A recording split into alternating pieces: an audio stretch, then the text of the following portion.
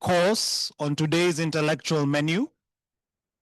But just before we do, I want to ask a question that I will get back to in the afternoon. And this is for everyone in the room, but especially the youth, right?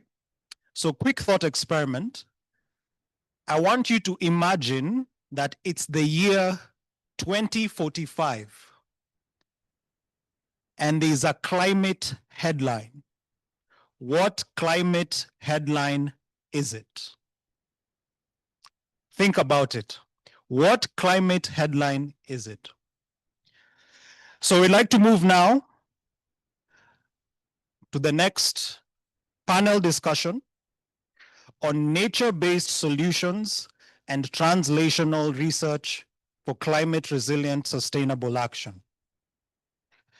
I'd like to invite, first and foremost, Peter Minang, Director, Africa, and Leader, Greening Tree Crop Landscape, C4 Aircraft. Welcome. Round of applause, please. Betty Kadhambi, Lecturer at the University of Nairobi. Round of applause, please. Mas, thank you. Valerie Mutakor, Country Program Coordinator, CDKN Ghana, South North. Welcome. And gives me very great pleasure to welcome two distinguished youth, MSc students and members of the Machine Learning for Ecology Research Group at the African Institute of Mathematical Sciences, South Africa. I believe our first youth panelists of this summit this day. Matthew Shane Vandenberg, please. And Milano Ferdinand, welcome. And last but definitely not least, to moderate the session, Honorable Agnes Kalibata, former president of the Alliance for a Green Revolution in Africa, also served as Rwanda's Minister for Agriculture and Animal Resources and the Special Envoy of the UN Secretary General for the UN Food Systems Summit. Over to you. Thank you. Can you hear me now? Very good. I hope the coffee is working. That's part of what we do.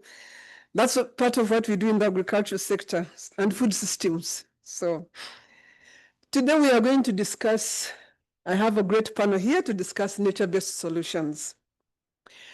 Nature-based solutions help us think about how we work with nature to deal with some of the challenges society is dealing with today: climate change, risk from disaster, and food and water insecurity. A lot of research has already been done and is being done. But before I go into research, I just want to underscore one thing. Every time, especially us in the agricultural sector, every time we talk about nature-based solutions, the first thing that comes for a person like me that grew up in the countryside, the first thing that comes is, what are you talking about? What don't we know? You know, are you going to tell me to do what my grandfather did? You know, so that's the conversation out there, at least for us in the agricultural sector. So we are very skeptical when it comes to nature-based solutions and using nature-based solutions. In fact, even away from the agricultural sector, I remember as Minister of Agriculture, one of the things we struggled with was this whole thing around solar energy. I remember we used to say, they do the energy, they get the good energy, we get the bad energy, meaning they, Europe, they are using the good energy. Us in Africa, they are telling us to do the solar energy. Why don't they do the solar energy? Because it's like, it's not good enough, it doesn't get there. So, but it's being promoted here. So anyway, fast forward, we are all going to be doing solar, whether you're in Europe or wherever. If it can work for you, or find another nature-based energy solution, and we are all going to be doing regen agriculture and things like that, because it makes sense for not just us. It's not just about us anymore. It's about the world we live in. It's about nature as well. And here today, I have an incredible panel to tell us a few things. One, how it has worked in practice today, what we know that has worked today. And here I have Peter, and Betty will tell us a little bit about that and some of the challenges around governance and policy that we see. But then I also have an incredible group of the panel that is working on translation, the science and the translation. And I think this part is extremely critical because, again, if regenerative agriculture works, please show me the science so that I can go back and tell people in the agricultural sector that it actually works. Tell me how everything is coming together. So the fact that we have incredible young people that are using machine learning, we're going to be listening to them to hear what they can tell us around how some of these solutions that we've always known to work, but really didn't have the data around them, how we can start building data systems for them so that they can work for us as well. And then the last panelist over there, Valerie will also be talking about translation, putting nature-based solutions into action, from science to action. So sit tight and listen to the conversation that's coming on.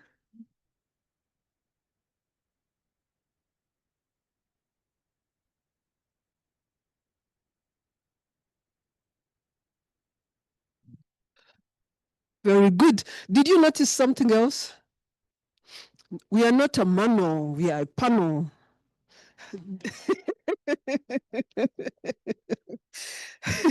Usman, you were just sitting on a manual. Never do that again, please.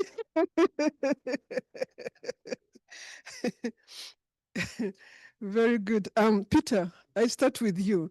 I told you not to use the word bioeconomy because it is coming from the previous panel. but listen, what evidence exists that a resilient bioeconomy approach can lead to adaptation and mitigation of some of the challenges we see here in Africa? No, thank you. Thank you, Agnes. Thanks. Hi, everyone. I think let me start with going to the basic source of evidence. I think all of us in this room are unanimous that the IPCC is the most authoritative source of climate evidence. If you look at the IPCC report on land of 2019, it's extremely clear that there are a couple of practices in agriculture that are extremely important for climate change. The report is very explicit about several practices that are important in agricultural circles for climate change, both in terms of 1, adaptation, 2, mitigation, 3, desertification, 4, land degradation, and 5, food security. They assess on these 5 dimensions. And when you look at it, they don't only assess on the 5 dimensions, they actually add 2 dimensions to it. The first one is the cost of that practice. And if you look at the costing, agroforestry comes out as one of the lowest cost practice with very high benefits on all 5 dimensions, agroforestry. To me, that's the best evidence. There is a huge, nice table there which shows that. You've got fire management, which is also extremely low cost and also high benefits on all 5. You've got forest management, which is also medium cost and high benefit. And you've got soil carbon, which is also very high benefit, especially in the area of food security. So that's really important, and that underlines the need for biomass in the African, agricultural and food security setting and climate resilient setting. But here is the irony. So the evidence is overwhelming. But here is the irony, and this is where I think we need to perhaps change a little bit our approach. In the Nairobi Declaration, which is today, I think Governor referred to that yesterday, our reference point for Africa's climate policy, agriculture is not mentioned even once. Go and read it again. Not once. Farmers are mentioned twice. I think land is mentioned thrice. But agriculture is not mentioned anywhere. And land, if you compare that to energy, which is mentioned at least 9 times in that report. So we've got to begin to think about the prioritization of land, agriculture in our policy making. But the second evidence that exists, which is really important, I think in the previous session, Usman and Sheikh were referring to the importance of agriculture through CADEP and the need to invest a certain percentage. But let me give you bad news, and this is the evidence. Of the $30 billion that comes into Africa for climate change, both mitigation and adaptation every single year, on average, over the past couple of years, only 14% has gone to land. Only 14% has gone directly to land. The majority is in infrastructure, a good chunk in energy, but land only gets 14%. Yet, in terms of impact and in terms of the future growth, agriculture represents the biggest impact pathway. And all of the science shows that there is no pathway to 1.5 in Africa without agriculture, without forestry, without land. So we need to begin to think very carefully about how we marry the evidence and how we put in our actions. And I think that, let me conclude with sort of two other basic points that I think we need to begin to think about really carefully. I think in all of the discussions since yesterday, I think one of the most important things that we need to think about is biotechnology and technology in the climate change resilience space. Why do I say that? Because I remember Usman was talking in the last session about the fact that Africans were already using biomass in many ways. The limitation has been that we haven't scaled up because our use of biotechnology has been very limited. I'll give you a simple example. Cashew nuts has been the fastest growing land use in Africa over the last 10 years. The fastest growing land use. And it's been used in reducing deforestation, in carbon projects across the continent, from east to west alike. However, only 9% of the biomass in cashew is used. The rest is wasted, 90%. The apple is not used, yet it has medicinal uses that we could only develop further with biotechnology. In Asia, part of the shells of cashew is used in fabricating brake parts for vehicles, high tech. We don't use it here. In West Africa, the cashew nut is taken whole to Asia. Whole, everything. Yet, what we only market here is 9% of the value. So it's important to begin to think about technology and how we are going to adapt and be more resilient based on technology. One last example. We've been working on the gum arabic, the acacia tree. Now, when you take acacia, which is 60%, all of Kenya is 60% adaptable to accommodating acacia. Yet, Sudan next door, with slightly less area available for acacia, makes $120 million from gum arabica. How much does Kenya make? $200,000 officially. There is 1 million that is exported illegally, so 1.2 million. But then the most important part in adaptation for the acacia tree is the acacia pods, because it is highly valued for cattle during the drought. In Borana land, they specifically allocate acacia trees on the land to families because they know it is very important during drought for survival of the animals. Yet, we are not using that broadly in cushioning our cattle during droughts. And that's why we get so many of them dying. I'll stop there. Thank you. Okay, so what I hear from you, again, bridging knowledge and action. What I hear from you, ICRAF needs to start a department of agribusiness. These things need to turn into businesses. Anyway, let's go to the next question. Betting. What promises do nature-based solutions have to restore the damage that has already been done to our environment in your experience? Good. I think it's good morning. Eh? Good morning.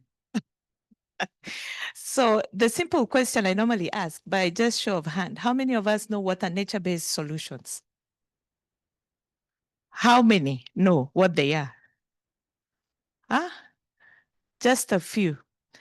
So the promise is, when we look at nature-based solutions, they have a lot to offer in terms of restoring the ecosystems. And where we fail is in the knowledge aspect.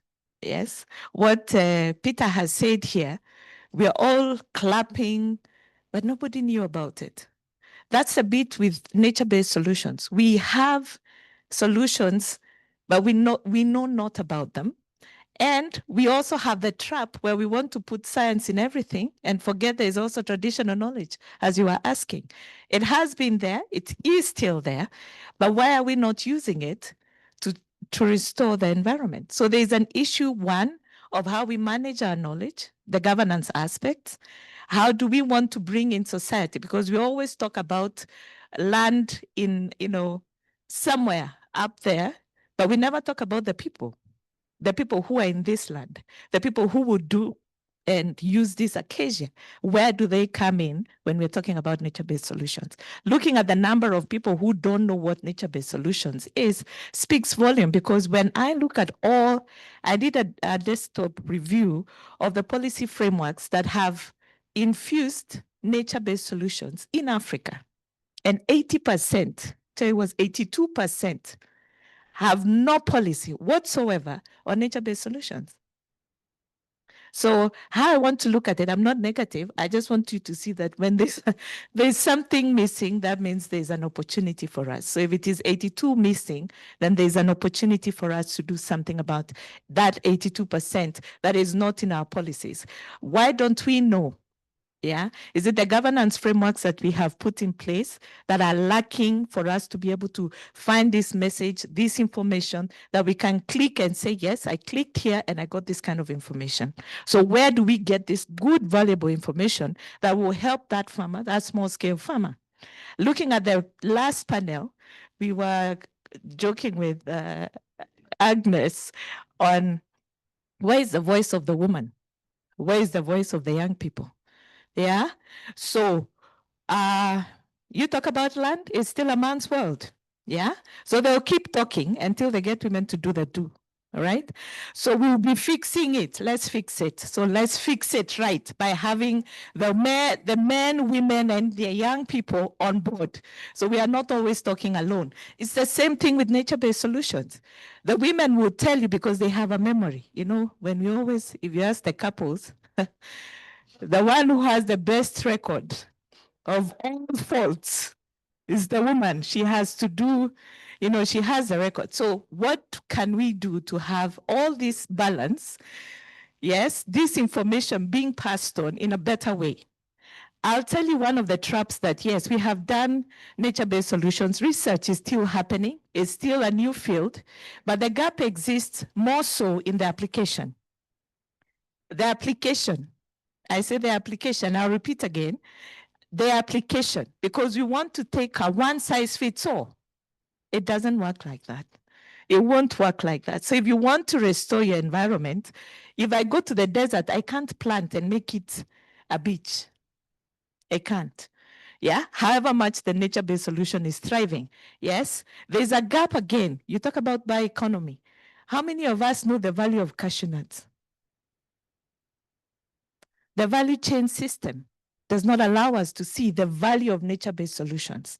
Our policymakers, Your Excellency, you're here.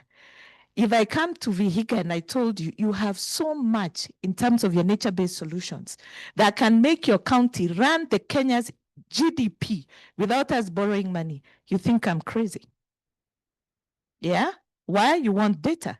But nobody is paying for us to go out there and get that data to inform the value of these nature-based solutions. So the gap still exists, and it's good you're here to tell us whether it's really translational or whether it can.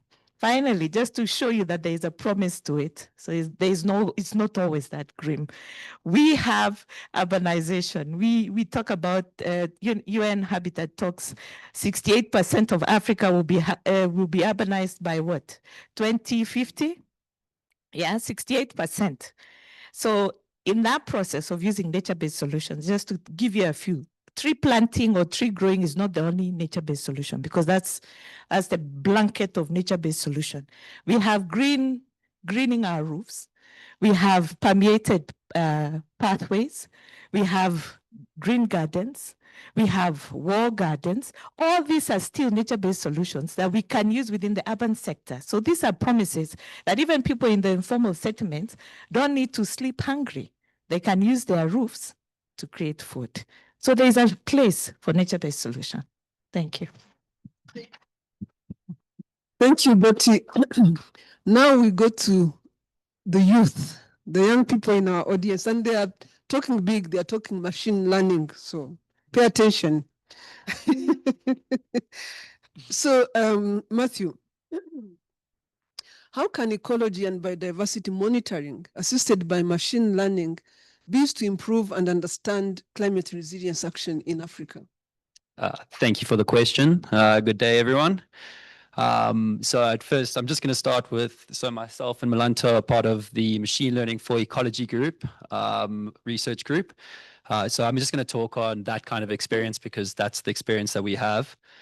So our research group is primarily involved in bioacoustic monitoring. So what is bioacoustic monitoring? I'll just give you a lowdown quickly. So essentially what it is placing small recording devices in the field wherever you want to record, and they record the noise from those devices. And basically what you can do with that noise is identify various species and the variety of species and quantity of species in an area using machine learning on that device. So that's what bioacoustic monitoring essentially is. So I'm going to talk predominantly to that. But how can this be used for climate change? So when we're talking about machine learning, often with climate change, we talk about predictive modeling. And I think that is very important, and it has been done, and it's a good way to use machine learning. But there are other ways that we can use it, and one of those is biodiversity monitoring through machine learning. And why would we want to do that? So what I think is important here that machine learning can help with is quantifying the change, the actions that we take, the measures that we take for climate resilience.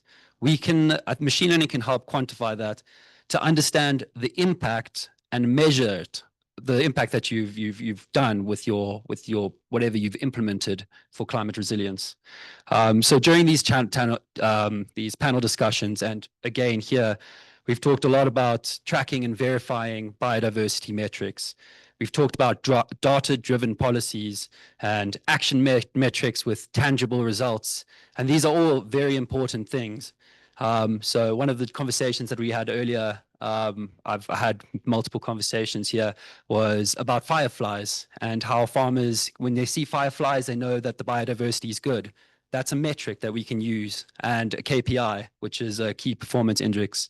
So I think for me, what machine learning can help with is providing these key performance metrics through continuous monitoring. And I say continuous, and I emphasize that because that's where the machine learning comes in that helps.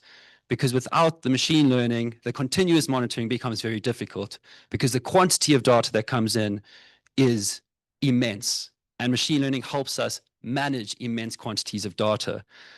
So what we can do through machine learning is we can measure, we can implement our changes, we can assess if they're working, and then we can improve on them.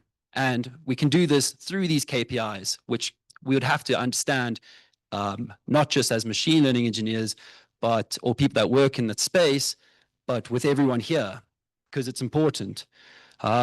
So like I've said, I've spoken to quite a few people here, and we've spoken about a number of different ways that this can be actually implemented. So from sustainable farming, where we can put these bioacoustic monitoring devices out there, and we can basically understand the number of species, the insects, the biodiversity within a farming area. And if we want to implement something to help with sustainable farming, we can monitor that and see, is it actually improving the biodiversity? What is happening? How is it changing? Adaptation, so drought recovery. We've implemented something to create adaptivity to drought reduction. How is it actually helping? We can monitor before, during the drought, and how quickly we recover. And having that KPI will make it easier to say, yes, that is working, and we can give you the data to say yes, it's working. So I think, and then additionally, just data capture in general. So I think, again, I'd like to emphasize, it's about developing, continuously monitoring these KPIs. And just an additional point on top of that, what I think is important is education within Africa, because at the moment, when we think about machine learning, and it's changing very fast, and I've been privy to that, luckily, but a lot of these solutions, especially in the nature space with machine learning, come from the global north, not from Africa. And while it's good, and we appreciate the help, having a solution that's developed by Africans in Africa, by people who understand the issues, who can talk to everyone and have lived them, I think that's where the solutions will actually come. So for me, I think understanding that and educating people to be able to provide those solutions would be very important. And then you can also get your stakeholder buy-in and perspectives. Yeah, so thank you. No, thank you. Thank you very much. I'll come over to you, Milanto from Madagascar.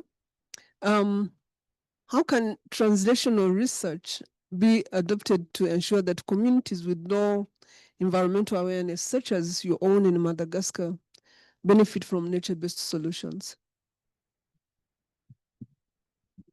Is it on? No. Can you hear me now? Thank you so much, Dr. Alibada. Thank you so much, Marty, to introduce our research group as well. I'm a student at the African Institute for Mathematical Sciences now, member of the Machine Learning for Ecology group. Yeah, we are still doing the research now based on the machine learning to predict animal vocalization for me and for him, like using some images. So I'm originally from Madagascar, the most biodiverse country in the world, because like you see, 90% of the animal and plant species is endemic in Madagascar. But Madagascar is as well like one of the vulnerable of the impact of climate change.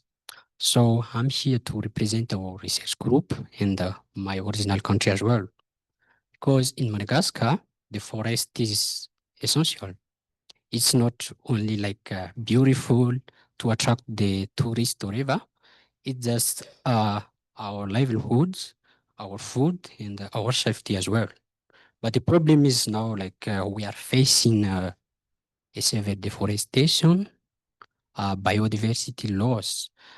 You see, there was a traditional practice in Madagascar. It's called Tavi. Like the name is, I think, slash and burn farming. Like the cutting the trees and then turn it as waiting like 1 week and then farming maize, cassava, and beans as well. So the hardest part is like most of the people in Madagascar don't understand what is the impact of environment in their life. So many of them are suffering from the poverty. Yeah, we are part of the poorest country in the world now. So yeah, it's not the same for me to say that.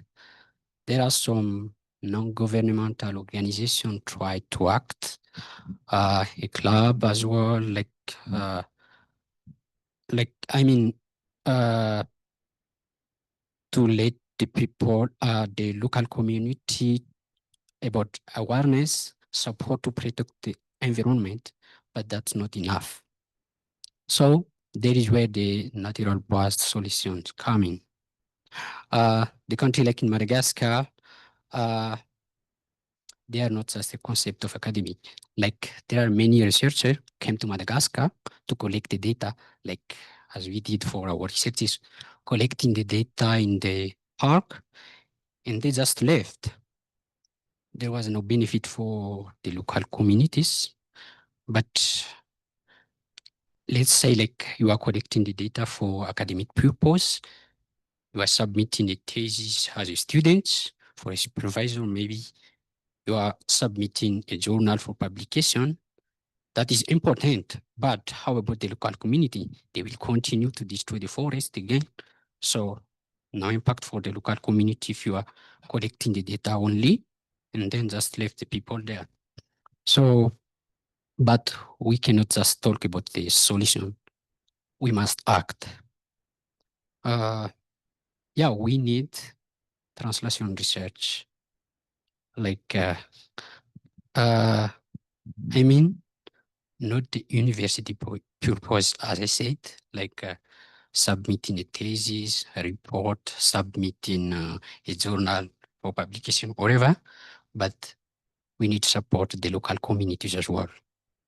So we need first science that is inclusive, policies that are based on local realities, and action that are equitable and community driven.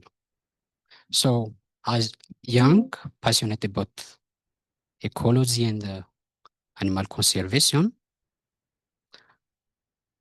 yeah, I want to be part of that science. It's not easy for me, but that was my dream. Like when I was in secondary school, yeah, I came from the family that is very low income. It's not low income, very low income. But we faced the challenge like he couldn't afford to pay the fees in school. But my parents tried to do the best for us. Like when I was in secondary school, I wanted to continue in high school. When I was in high school as well, I wanted to continue my students at the university. And at the university, the same, like I wanted to go overseas, but I'm now in South Africa. So my dream was I wanted to participate as well for the conservation of biodiversity we have in Madagascar. That was a dream I said. So I hope I could do that. But I can't do it alone. The country like Madagascar is, I mean, like it's not very famous. Maybe when you ask someone outside, they don't know that country. Maybe they just know the movie like Madagascar 1, 2, 3, or whatever. Yeah. So we need more visibility, more funding as well. That is true because, yeah, we are facing like food security is not enough in Madagascar. We need more collaboration as well, like international institution or non-governmental organization as well could help us. So climate resilience is, yeah, should be privileged in Madagascar. So this must be a global priority and supported by all. Thank you so much. Thank you. Thank you. Thank you, Milano. And talking about people don't know Madagascar. Actually, in Africa, the best tennis players come from Madagascar. Did you know that? Yes. So What? let's put it on in addition to, what is it called? The movie, Limas of Madagascar. Yes. Very good. But talking about translation, Valerie, I wanted to come to you, back to you on translation. You know, your institution is doing outstanding work in translation, turning climate research into different knowledge products and capacity. What have What have been the most effective approaches in making scientific evidence accessible, understood, and usable by communities and decision makers in your experience? Thank you. I would like to thank you again for coming on this panel, and also acknowledge one of our professors from University of Ghana. It's nice to see faces back from home. Yes, so my name is Valerie from Ghana, and my organization is South North, but the program under the organization is Climate and Development Knowledge Network, and we are what we call knowledge brokers. Basically, how do we mobilize knowledge? How do we manage the knowledge? How do we translate it and then capacitate people for action? That's the core of the work that we do. In the Ghana program, our focus cuts across different levels: women, youth, children, policy, nexus, etc. But like she said, like Doc said, I'm focusing on the translational research bit more because I really like the perspective from Prof. Thomas when he talked about not letting education and research be an ivory tower that doesn't trickle down to people. In our work, we've actually been very involved in training early career researchers to use innovative knowledge translation tools and knowledge brokering tools. Recently, we had a training that brought together about 30 young early career researchers and then 7 creatives from the fields of illustration, arts and design, music, photography, cinematography, and then I've forgotten one, but yeah, we brought them together. And then what happened was that they had different research topics that cut across different things like biodiversity loss, a major issue in Ghana called galamsey, which is small-scale illegal mining. And we had them producing artwork, movies, cinematic pieces, poems. And what we did with these things was that the researchers were able to take them back to where they conducted their research in order to speak to it to the people that they conducted their research with. Most often, when we conduct research, especially in academic institutions, it lies in our shelves and it doesn't go to the people we actually went to their community to study about them. And I find that very concerning, because how do we effect change when we have found the problem, we have evaluated it, we've analyzed it with key both scientific and then qualitative means, quantitative and qualitative means, and then the people do not get to hear what the recommendations are or what their contribution to the research even is. And so for us in our work, as much as possible, we want to be able to break down the scientific research to the people that it actually affects. And I'll loop that into one of our work in the Upper West region of Ghana. So the Upper West region is in the northern parts of Ghana. The northern parts of Ghana's geographic zone is usually savannah. And per the biennial update reports from Ghana to the UNFCCC, that region, particularly Upper West, has a high climate change vulnerability index. And that is what informed our work, our reason to work there. And particularly, there's a lot of gender equity and social inclusion matters when it comes to the women in Upper West region, owing to land rights and then all these kind of things. So we went to the Upper West region specifically because there's a science and a data that backs why they need that support. And when we went there, we went with research around their own region and funding that they have accessed from different institutions within that place. And we did a scoping, a desktop review, and we did a validation with the individuals in the community. Now, this follows a scientific process because we are knowledge brokers. So as much as possible, what we do should follow a scientific process. So after we did that, and we understood the perspectives of the local people, which is very important because yesterday I was mentioning in our group that local people, or we all have been able to survive centuries, irrespective of natural occurrences or climate change related effects. And so we understand resilience because we have lived it. But most often than not, because at the community level, there's not really a word or a scientific explanation to these things. We often take out their inputs and their indigenous knowledge. So when we got to the Upper West region, when we understood them, then we found a measure between what the science is saying and what the people are saying. And we had a session with them, And after that, they produced local songs because in the Upper West region, in Laura, Drapa, Nandoli, Nandom, these are communities and districts there. Songwriting, folk songs are a major way of advancing action. And so once they understood what the science was saying, then we were able to tell them that, look, you can create songs that can speak to these matters that we are we have come to chat about and what you are telling us about. So they created the songs. We had them played on the local radio station, because then again, there's an understanding that in such a community, in such places, it is local radio stations that work. In many places, it may be digital media, it may be TV, but in that place, it was the radio station that worked. And so we had the woman who wrote the songs and then sang the songs, sit in a panel on a radio station, and then discuss the songs in their local language. And, you know, they have lived it. They have understood it. As our own was just to co-create with them and empower them to and give them the amplify their voice, which is what we did. At the end of the panel discussion on the radio, so many calls came to what do we do? How do we go about? And I remember a question that was asked one of the women that they heavily rely on charcoal and they cut share trees to burn as firewood. One man asked them that if you are saying we should not cut the trees, then what else should we do? How do we get our charcoal? And she made a statement that was very profound to me. She said that we are not saying that don't cut the trees or just stop. We are saying that let's find a meaningful way of cutting the tree in order to make sure that it is regenerated, or in a manner that we can move away from tree cutting. And, you know, that is the concept of just transition. But that local woman will easily not know the term just transition. But then she has explained it in like the most basest forms of it.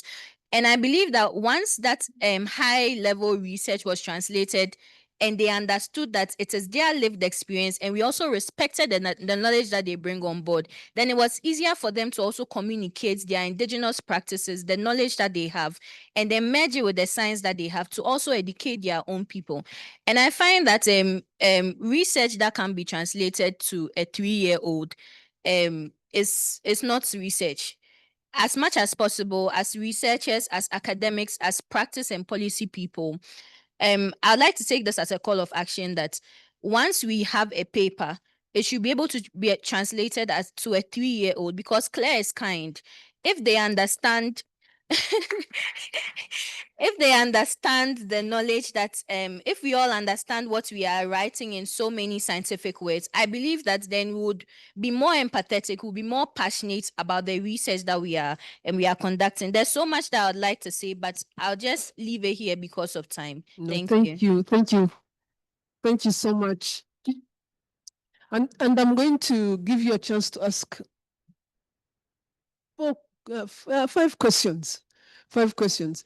And we are going to keep it short so that I can get to the second round of questions. How much time do we have? How are we doing? Oh, come on. Okay, so this guy, don't you see the conversation is very good? So anyway, questions will start from, yesterday there was a mistake. Everybody was starting from there. We'll start from here. We'll keep it as brief as possible. We have 5 minutes. Keep you a very short question so that we can get the answers. And we'll take all the questions, the 5 questions, then we'll come back. Great, I'll be quick. The question is for Peter. I think you gave a really good stats about the cost benefits of focusing on land or agro farming, but you also said only 14% of the 30 billion that comes annually to Africa is dedicated to land. Could you tell us what you would attribute that kind of choice? Is it a lack of education, or I don't know how that's Very good. prioritized? Professor Joachim? Yeah. Mhm. Question to Milan and Matthew. I think you give a clear example that high science can quickly come down to the field level through AI, etc. Now, since recently we have learned that bioacoustics can also pick up noise of plants. Stressed plants make noise. Do you pick up plants' noise too? For monitoring, that would be revolutionary. No, it's amazing where this world is going. Plants are going to start speaking to us. No, they are yelling at us. Yeah, yelling at us. Stop it, stop it. Now, a woman there, right? We keep the numbers. Yes, please, in the middle. Yeah, go ahead. No, you and then her. No answers yet. Then over to you. Over to you. Quick, please make it quick. Okay, so my question is, I had a lot of panelists speaking relies on data and research. So I would just like to know, like, exactly what does the translation research mean in the context of nature-based solutions, and how can we ensure that scientific findings are turned into actionable and scalable interventions? Okay. Yeah, it goes to you, Valerie. Over there, you put your hand up. You don't look behind, it's just you. Yeah. Oh, okay. Good afternoon. So my question is to Bessie. Please, we can't hear. My question is to Bessie. So I was wondering, Bessie, what is the influence of funding and the funding objectives versus what the scientists can do innovatively? So most often, explanation, question. Good, thank you. Yeah.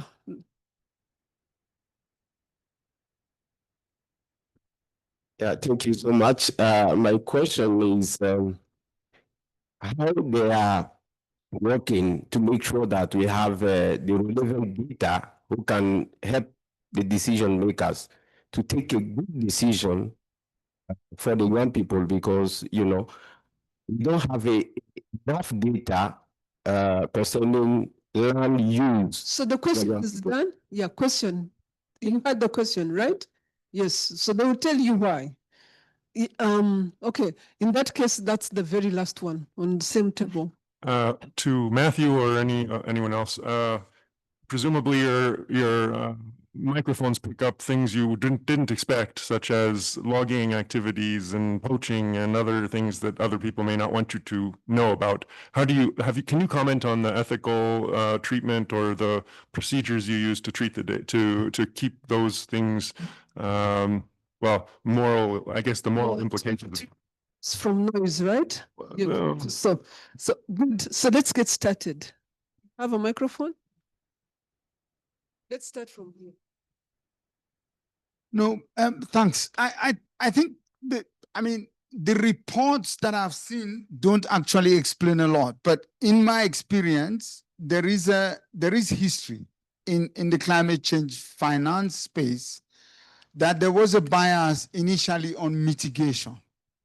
And so a lot of the funding that was flowing into Africa went into energy and into infrastructure because they are looking at direct mitigation, areas. When in fact, agriculture has a stronger adaptation inclination for us, and that's what we're pushing within the negotiations at the moment. Luckily for us, after a series of those reports 2 or 3 years ago, now even the GCF, which is like the biggest multilateral fund, we are now seeing them putting more money into adaptation, which is a really good thing. And that's a good response to evidence. So I think there is a good understanding now of the need to address, because as you know, all of the mitigation around land has been questioned. Issues of permanence, issues of attribution, and issues of credibility. So I hope now we are beginning to address the bias towards mitigation, but also beginning to address all of those issues around permanence, around credibility in that sense. So I think there might be a shift. I think we need more time with Peter. Lecture on mitigation and adaptation. So, do you want to respond to any of? Please go ahead. And also to answer you, land is emotive. So, but you put emotions, people don't want money in it. So, to answer funding and funding objectives, right? That's what you're asking.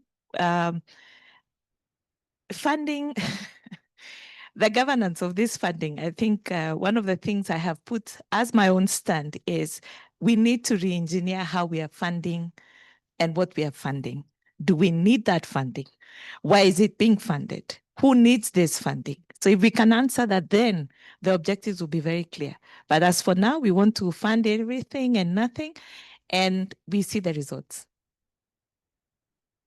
Very good. Let's go to the rocket scientists here. Please go ahead. To Prof. Joachim, yeah, plants is making noise as well, but we are only focused on the animal species right now. Like for me, in my case, we are using microphone devices to collect the data in the field. For example, attaching the tree, the recording device like Raspberry Pi, and just collect the target species. Like for example, one bird. I just want to detect that. So the over is considering as noise. So my model is just only trying to detect only one species, and then yeah, that is.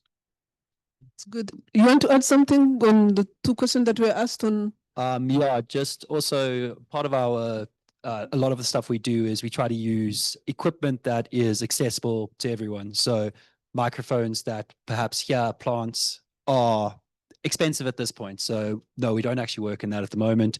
And removing noise is part of the bioacoustics, what we actually have to do. So it does happen. But maybe sometimes you want to hear the logging so you can identify it in your places. So maybe add that to your algorithm, or gunshots and poaching, which has been done before. So those are possible. You can identify them and you can remove them, or you can add them. That is part of it. Yeah.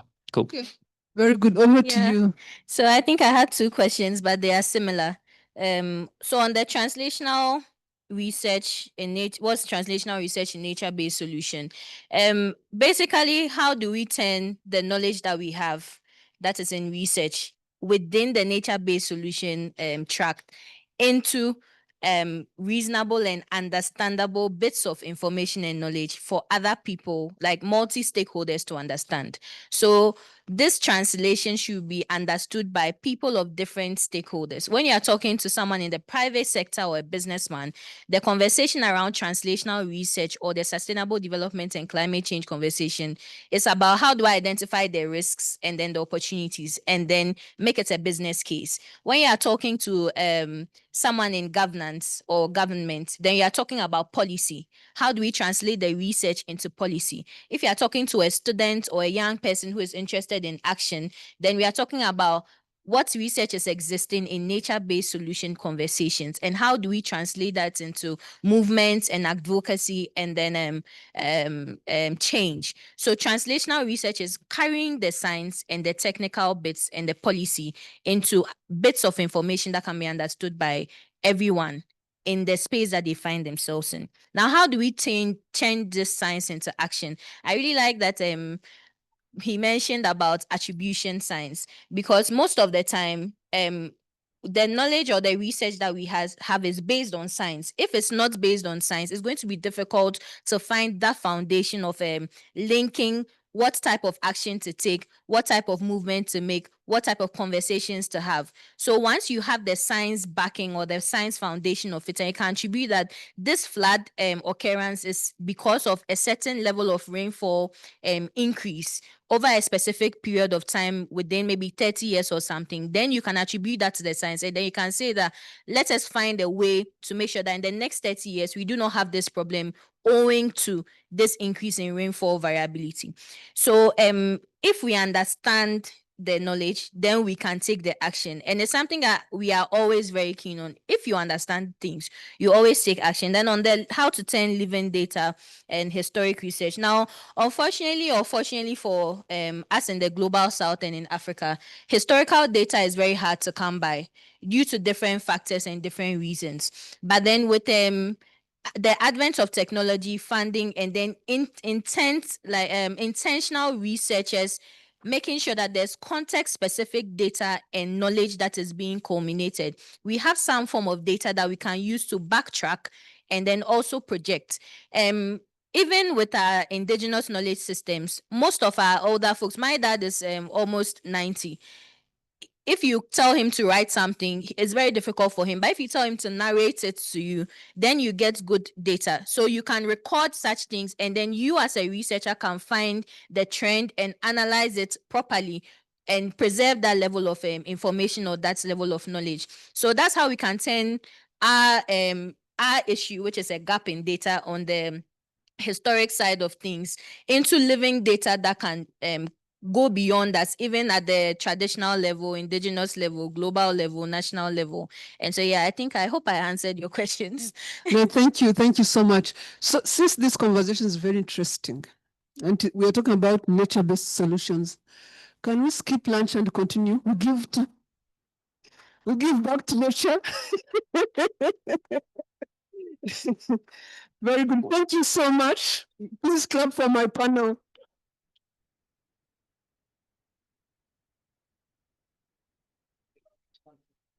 Thank you. Well done. Yeah.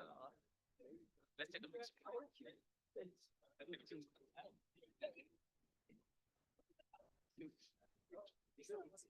Yeah.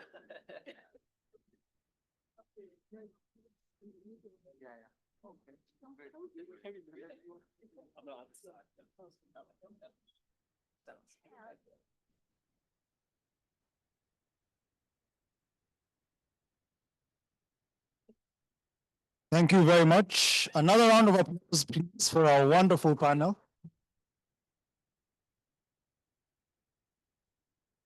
So, ladies and gentlemen, this brings to our close the first half of today's intellectual banquet. And coming up in the next session are very strong discussions on climate resilience, in addition to an open discussion and a discussion on the way forward. So we would now like to break for lunch. For those of us joining us today, the lunch venue is in the parking lot on my left-hand side, your right-hand side. So we'll proceed straight on this way. And at the very end of the corridor, there's an exit, which will lead you to the lunch area. So we'll have lunch till I believe for the next half an hour. So we can now convene for lunch. Thank you very much.